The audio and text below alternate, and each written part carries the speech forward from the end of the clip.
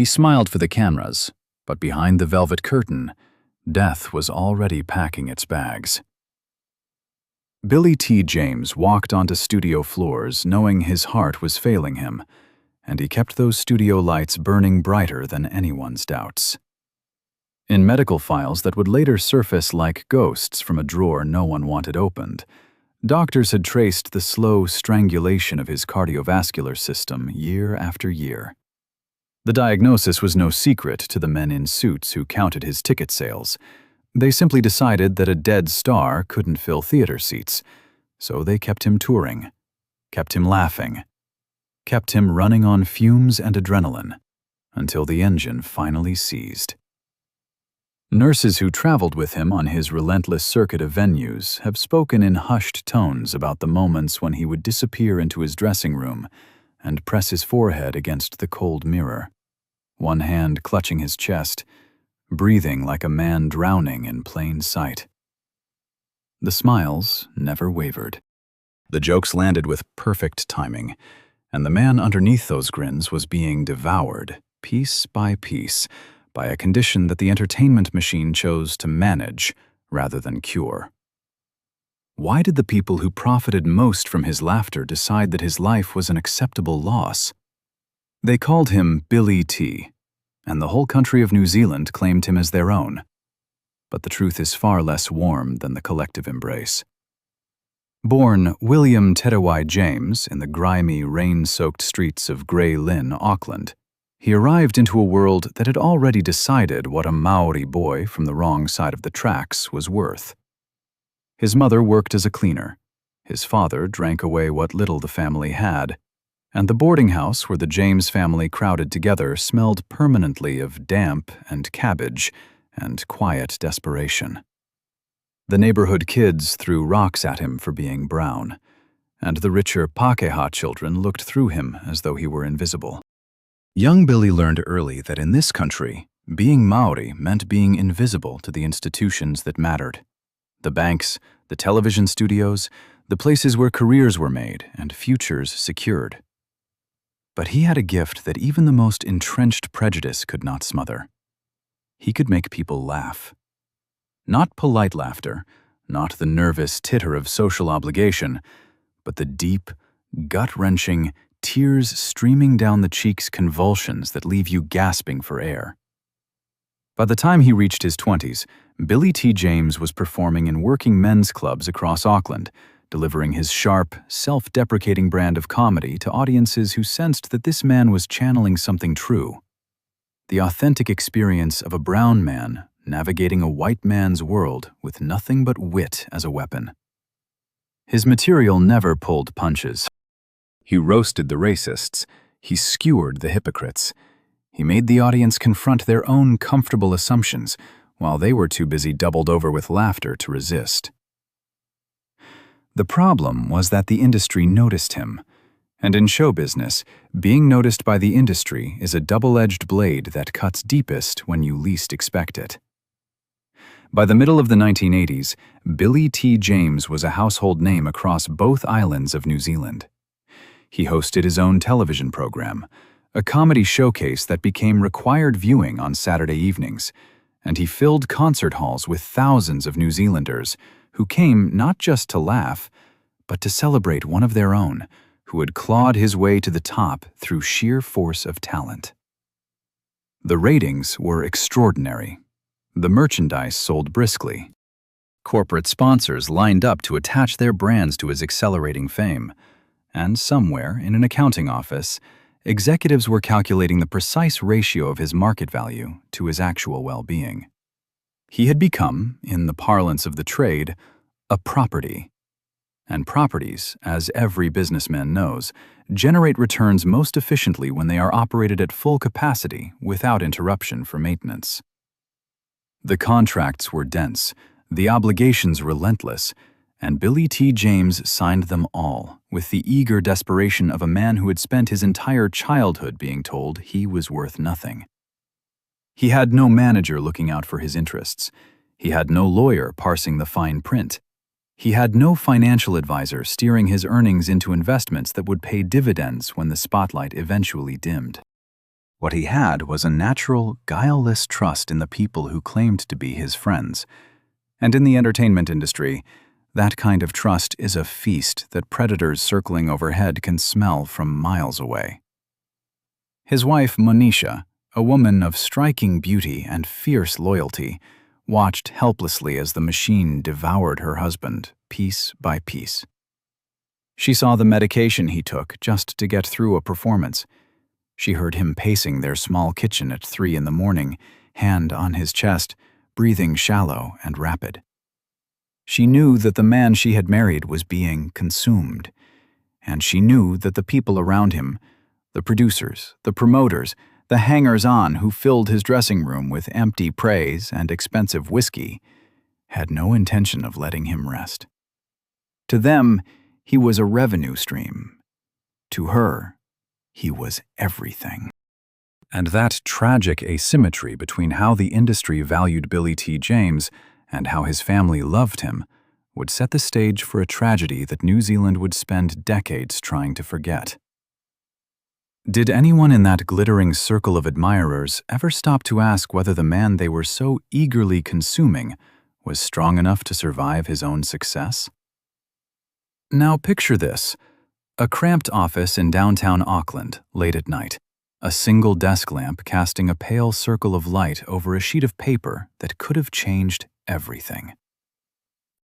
That document, uncovered decades later in the archived files of a production company that has since changed its name and buried its old records in a storage facility on the outskirts of Hamilton, contains a medical referral, a formal request from Billy T. James's own doctor addressed to the television network that employed him, recommending in the most explicit terms that his workload be reduced immediately and that he undergo a comprehensive cardiac evaluation before his next series of commitments. The referral was received by the network on a Tuesday morning in the latter half of the 1980s. It was stamped, filed, and buried in a cabinet that would not be opened again until a researcher with too much time and a passion for inconvenient truths dug it out more than 20 years later. The referral was never acted upon. Not a single person from the network reached out to Billy T. James to inform him that his doctor had flagged serious concerns about his cardiovascular health to the very company paying him to work himself into the ground. The television series continued. The live tours went ahead as scheduled. The corporate appearances multiplied. And the man at the center of this carefully orchestrated silence kept smiling, kept performing, kept giving the public exactly what it wanted, while his body issued increasingly desperate warnings that nobody in a position of authority chose to heed. What happened to that document in the intervening years? Who made the decision to suppress a medical warning from a man whose labor was generating substantial profits for a company that claimed to cherish him? The answers to those questions have never been provided by the network, and the executives who would have known have largely declined to comment or have passed away, taking their secrets with them. This is the New Zealand that Billy T. James experienced, the one that cheered him on the street and abandoned him in the boardroom, the one that called him a national treasure while allowing a document that could have saved his life to gather dust in a cabinet. The cruelty of it is not that anyone deliberately poisoned him or struck him down in some cinematic act of villainy. The cruelty is the banality of it: a stamped sheet of paper, a filing cabinet, a corporate decision made by people who probably considered themselves decent and reasonable, and a man's life reduced to a line item in a budget report. The entertainment industry of New Zealand in the 1980s was not a criminal enterprise. It was simply a machine that ran on momentum and profit, and Billy T. James was the fuel that kept it burning bright, without anyone pausing to wonder whether the fuel had anything left to give. What else did the industry know about Billy T. James that it chose to keep hidden behind closed doors and locked filing cabinets? The blacklists never came with a label that said "Blacklist." They arrived disguised as scheduling conflicts, as budget cuts, as creative differences that were never actually discussed in any formal meeting with the artist in question. But the pattern, when you map it across the final years of Billy T. James' career, tells a story that no amount of corporate PR spin can dress up and present to the public as innocent coincidence. Consider the television program that was his signature, the show that had carried his name and his face into every living room in the country, the program that executives had once fought over the rights to produce and distribute. By the late 1980s, that program was experiencing what industry insiders described as programming difficulties. The time slots shifted. The promotional budgets evaporated. The production company that had championed him began returning his calls with increasing slowness and decreasing enthusiasm.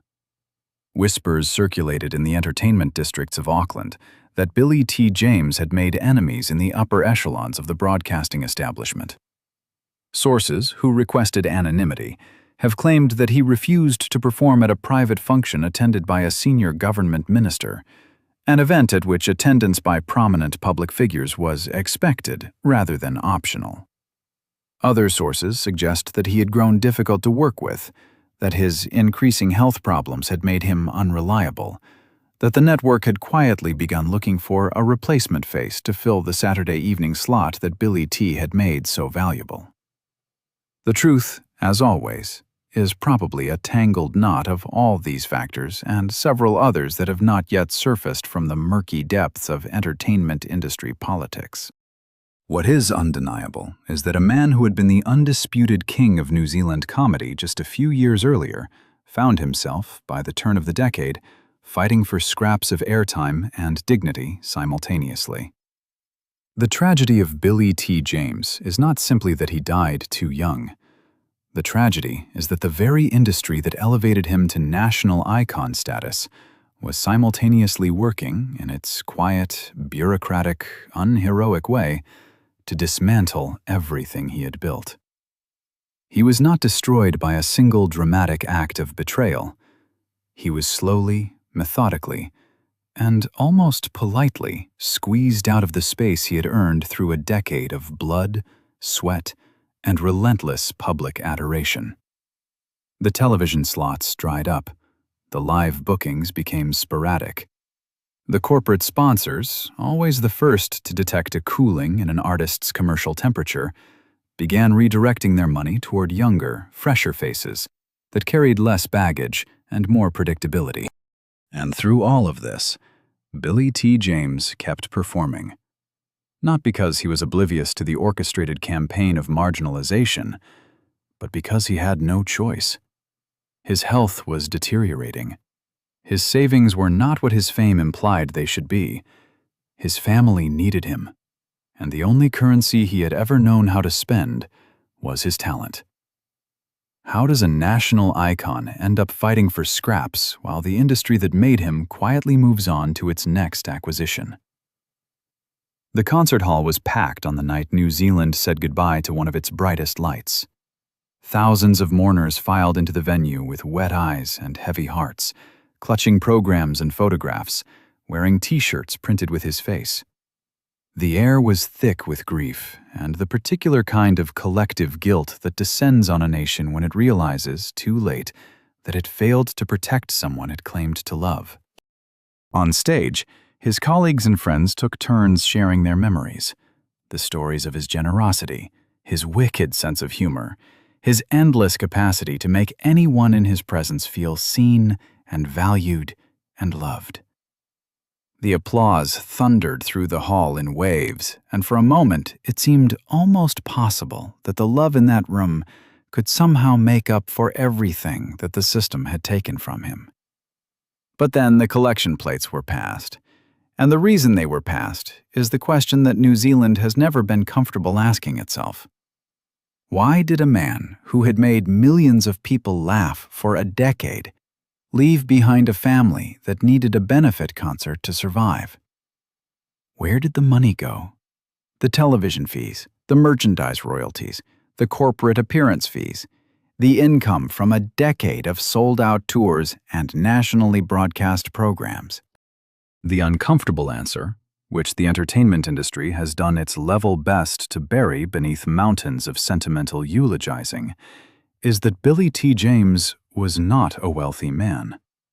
He was a working performer who earned a working performer's income and spent it the way working performers always do, on the present moment, on the next show, on the kind of desperate, day-to-day financial existence that leaves no room for the long-term security that his family would desperately need after he was gone.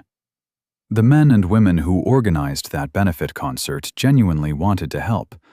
The musicians who performed for free, the celebrities who gave their time, the ordinary New Zealanders who bought tickets and donated money. Their compassion was real, and their grief was genuine. But the concert itself was an indictment. It was a public admission, dressed up in the language of love and community, that the safety net that should have caught Billy T. James and his family simply did not exist. The entertainment industry had taken everything he had to give. The fans had given him their adoration, and when the curtain fell, what remained was a widow and 2 young children, standing in the financial wreckage of a career that had burned too bright and left nothing behind but ashes. The next time you switch on the television and watch a comedian make a nation laugh, ask yourself this: who is making sure that the man behind the jokes is going to be all right when the cameras stop rolling?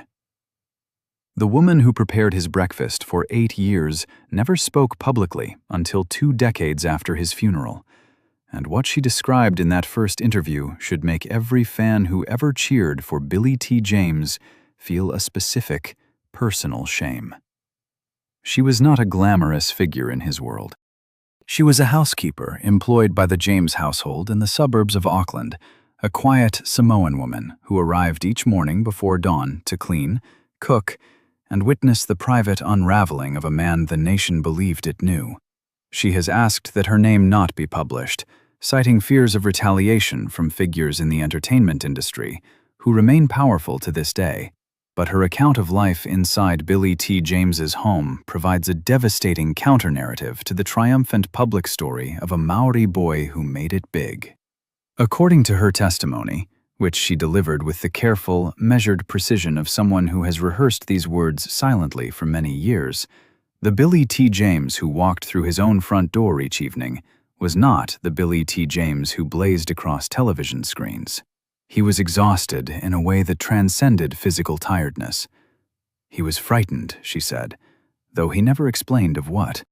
He sat at his kitchen table, staring at his hands as though they belonged to someone else, and sometimes he wept without making any sound at all, tears sliding down his face while his expression remained perfectly still, as though he had been performing grief so long that even his sorrow had become an act. The house itself told its own story. The furnishings were modest, far more modest than any fan imagines when they picture the home of a national celebrity. The sofa was secondhand. The kitchen appliances were the same ones that had come with the rental property. There were no signs of the wealth that his public profile should have generated. What there was, in abundance, was medication.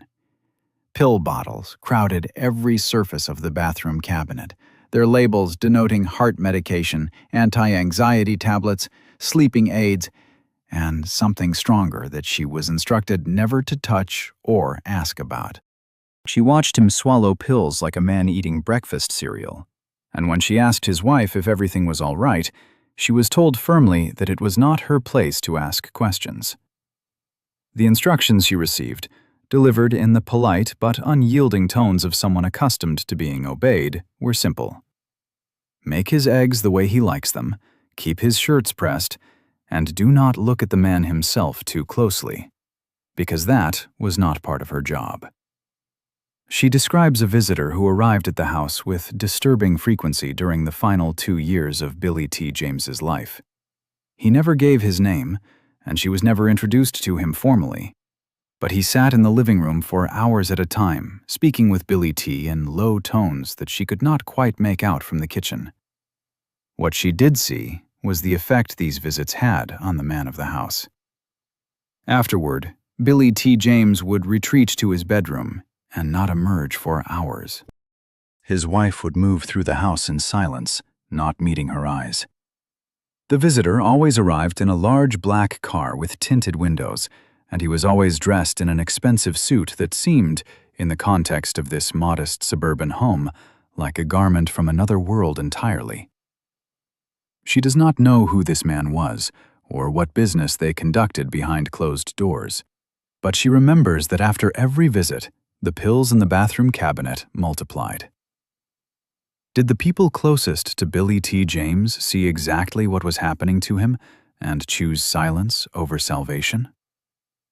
The financial architecture of his career, when examined closely, resembles less a professional operation than a parasitic relationship in which multiple parties fed simultaneously from a host they had no intention of preserving. Those who managed Billy T. James' business affairs over the years were, by most accounts, not men or women with formal training in accounting or artist management. They were friends, relatives, and hangers-on who had attached themselves to his rising star at various points along its trajectory, and positioned themselves as indispensable intermediaries between the money and the man who earned it.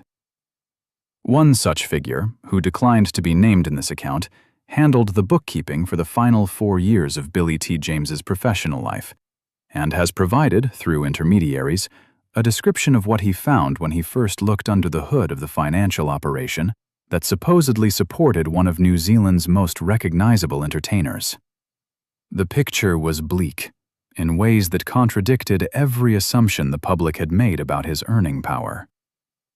There were debts, not speculative investments or the calculated risks of a man enjoying the fruits of his success, but debt accumulated through a pattern of personal expenses that he seemed unable to control, and advances against income that had not yet been earned.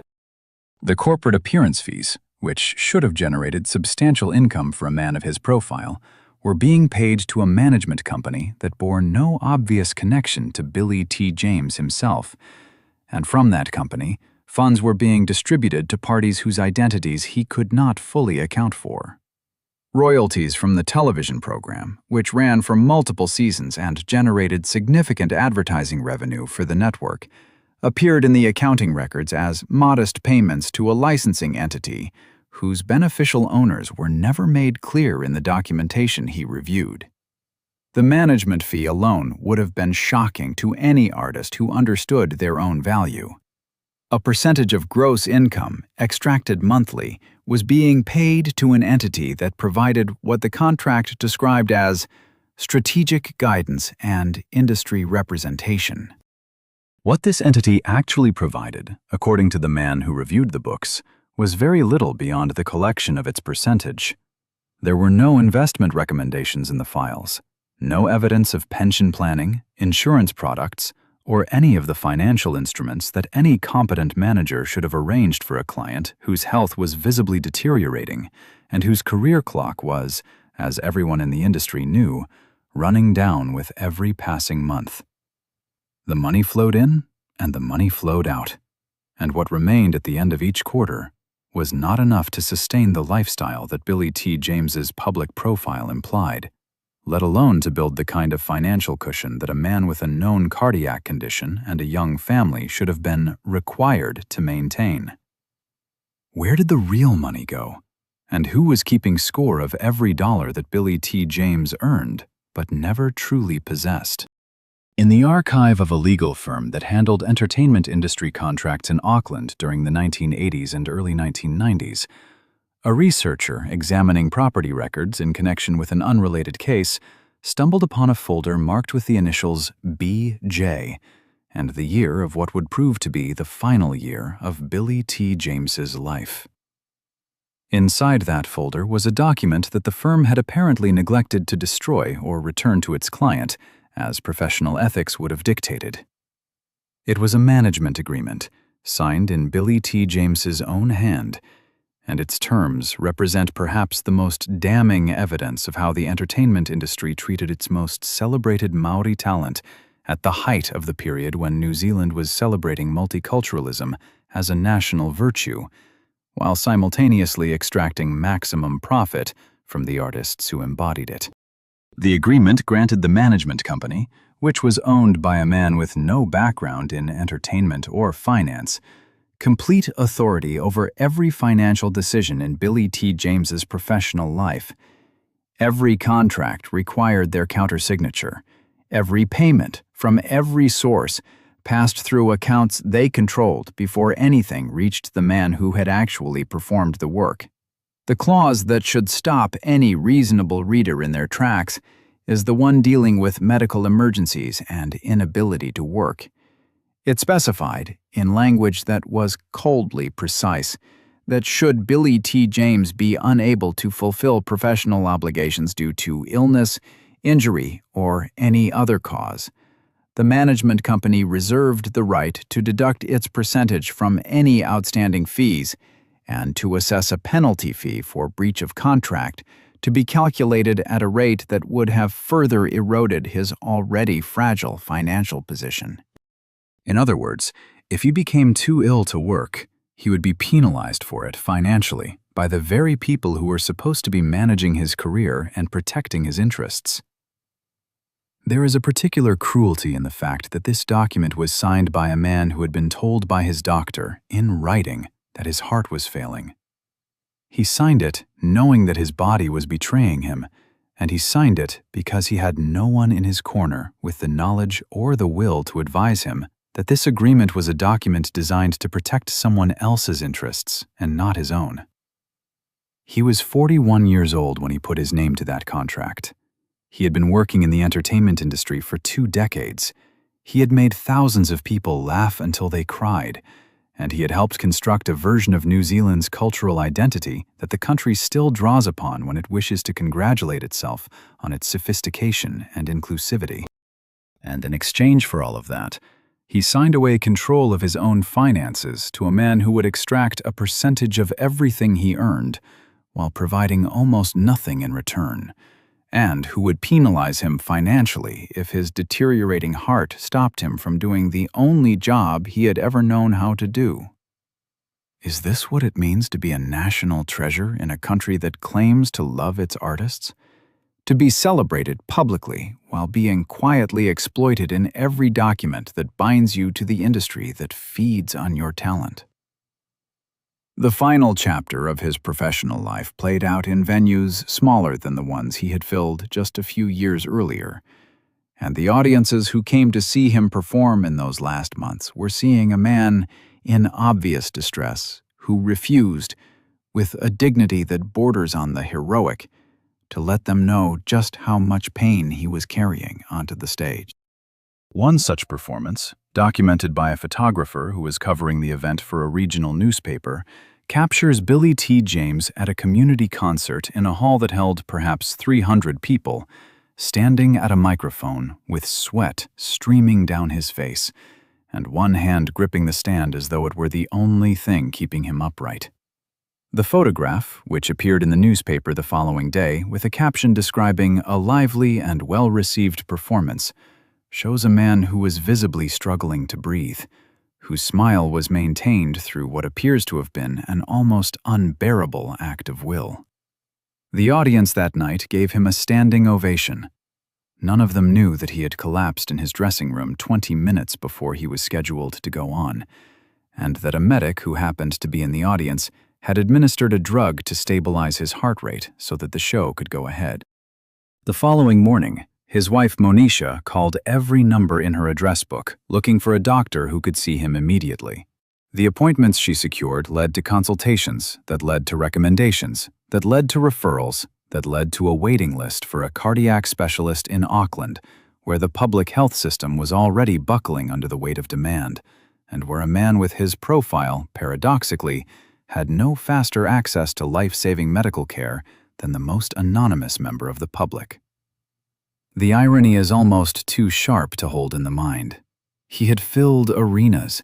He had made corporations millions of dollars through his association with their products. He had carried the flag for New Zealand's entertainment industry on international stages, where he represented the nation's cultural ambition with charm and wit and genuine warmth. And when he needed a cardiologist to tell him whether he was going to live or die, the system that had taken so much from him offered him a place in a queue. How many more national treasures must the queue claim before the industry that profits from them accepts some responsibility for keeping them alive? One name has surfaced in the decades since, connected to the management apparatus that surrounded Billy T. James in his final years, and its appearance in the record demands attention.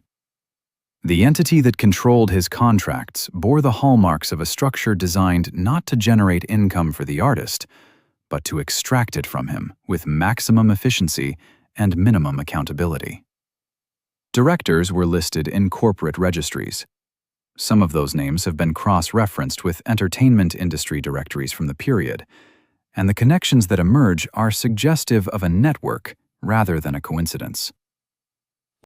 One individual who appears in the records of the management company also appears in the records of a production company that held television rights to programs featuring Billy T. James. Another is connected to a booking agency that handled venues across both islands of New Zealand. These were not strangers who had wandered into Billy T. James's career by accident. They were members of a professional ecosystem that had identified a valuable resource and organized themselves to harvest it. The housekeeper, who kept her silence for 3 decades, was not the only observer who witnessed the private deterioration of a public figure. Other members of the household staff, relatives who visited during the final years, and friends who saw Billy T. James socially, have all described, in separate accounts that corroborate each other in their essential elements, a man who was disappearing from the inside, even as his public persona blazed more brightly than ever. He lost weight in ways that his costumes were adjusted to disguise.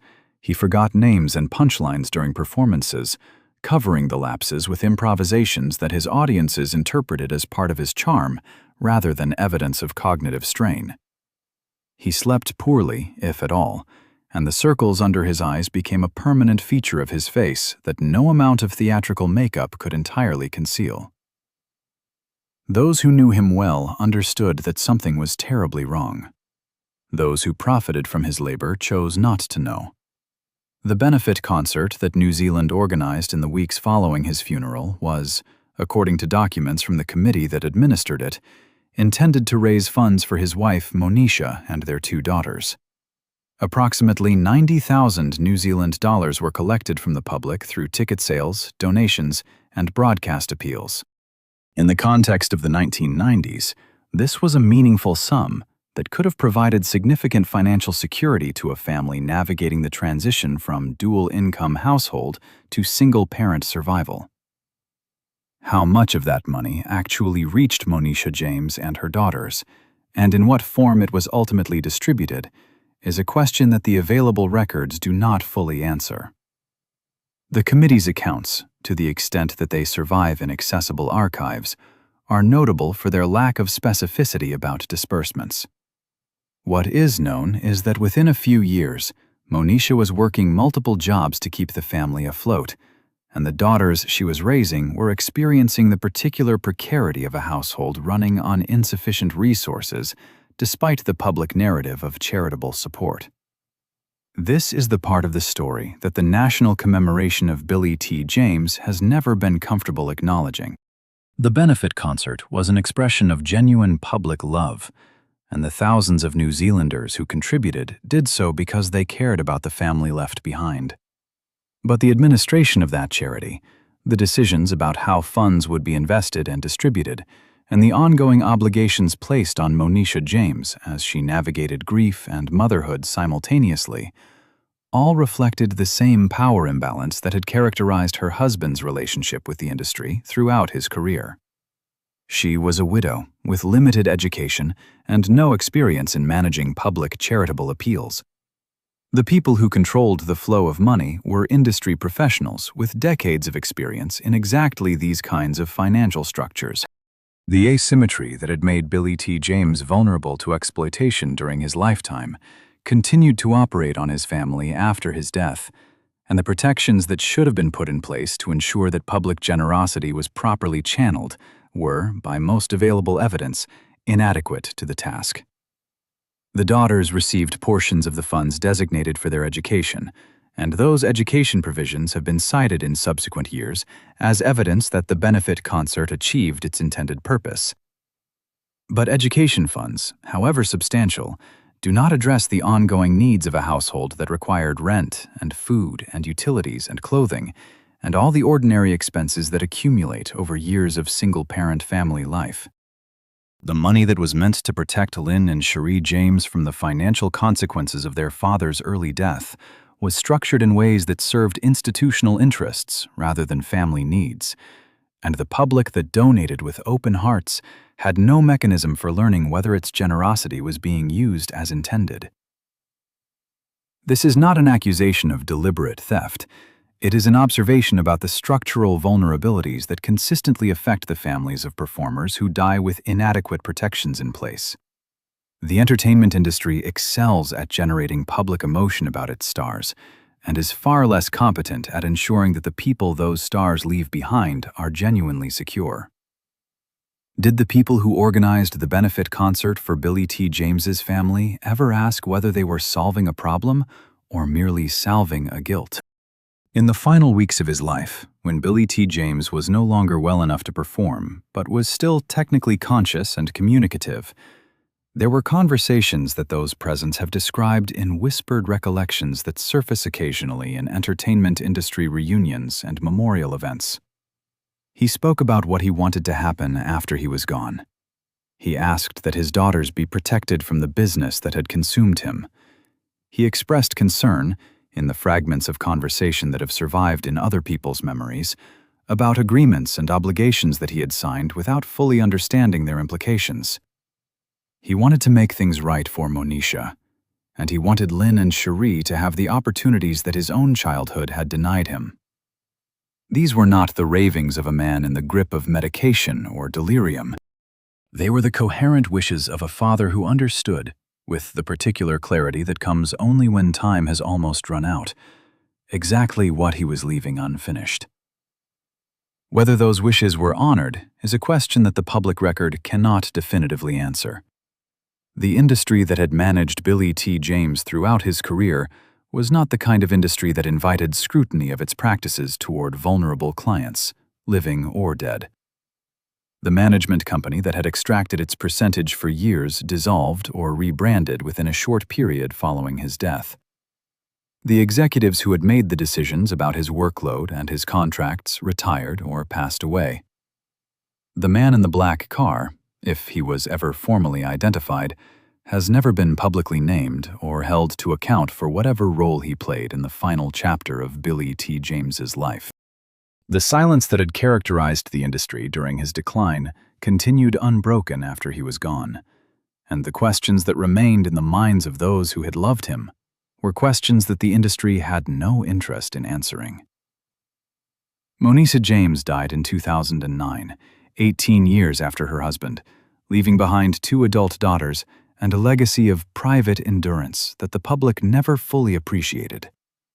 She had carried the weight of Billy T. James' unfinished business through almost 2 decades of single parenthood, legal battles, and the particular loneliness of being the widow of a national icon whose admirers felt entitled to her grief and her gratitude without ever asking what she actually needed. Lynn and Cherie James have made occasional public appearances at memorial events celebrating their father's legacy, and in those appearances, they have projected the kind of measured dignity that the situation seemed to require. But the private costs of growing up in the shadow of a legend, of navigating childhood and adolescence without a father and without adequate financial resources, of being visible to a nation that knew their face but not their struggles, are costs that no public tribute can ever properly account for. The entertainment industry of New Zealand in the 1990s was not uniquely corrupt or malicious. It was simply an industry like any other, organized around the generation and distribution of profit, staffed by people who made decisions based on commercial logic rather than moral philosophy. Billy T. James was not destroyed by a villain in the theatrical sense. He was consumed by a system that lacked the incentives and the ethical frameworks to protect him from the consequences of his own productivity. The system needed his talent, and it needed him to keep performing, and so it kept him performing until his body could no longer sustain the demand. When his body finally failed, the system moved on to its next acquisition, without pausing to examine what it had cost. This is not a story about monsters. It is a story about the ordinary, institutional cruelties that occur when profit is placed above people, and when the people being sacrificed lack the power to refuse their sacrifice. The next time you watch a comedian make a nation laugh, ask yourself, who is making sure that the man behind the jokes has a future when the laughter stops? The first voice from inside the machine finally broke its silence in 2004, 13 years after Billy T. James was lowered into an Auckland cemetery, and what it said confirmed what his family had suspected, but could never prove. A former accountant who had handled portions of Billy T. James's financial paperwork during the final 18 months of his life agreed to speak, on the condition that his name would never be published. And even now, after all these years, the entertainment industry veterans who know exactly who he is have declined to confirm or deny his identity in any public forum. He had been a junior employee at an accounting firm that the management company hired to process invoices and track royalty payments, and he described his work as auditing a machine designed to take money out before it could get in. His task, as he understood it at the time, was routine bookkeeping. His task, as he came to understand it later, was watching a system designed to ensure that Billy T. James earned as little as possible from every dollar his talent generated. He recalls a specific conversation in which a senior figure at the management company explained, in terms that were entirely businesslike and devoid of any apparent moral concern, that the royalty streams from the television program were being routed through a series of entities that would reduce the taxable income attributed to Billy T. James personally, while maximizing the deductions claimed by the management structure. When he asked whether Mr. James was aware of these arrangements, he was told that Mr. James signed what he was asked to sign and did not require explanations. He was a performer, not a businessman, and performers, as the senior figure explained with a smile that the accountant still remembers with uncomfortable clarity, were not particularly good at math. The accounting records he kept copies of, which he surrendered to researchers more than a decade after his period of employment ended, paint a picture of systematic extraction that dwarfs the individual instances of poor financial advice or inadequate savings planning that have been cited in earlier accounts of Billy T. James's situation. The management fee was not the only drain. There were consulting fees paid to entities with no discernible employees. There were property leases in the name of the management company for premises that Billy T. James never used and may not have known existed. There were insurance policies taken out on his life, with the management company as beneficiary, about which he appears to have had no knowledge whatsoever. When he died, those policies paid out to the company,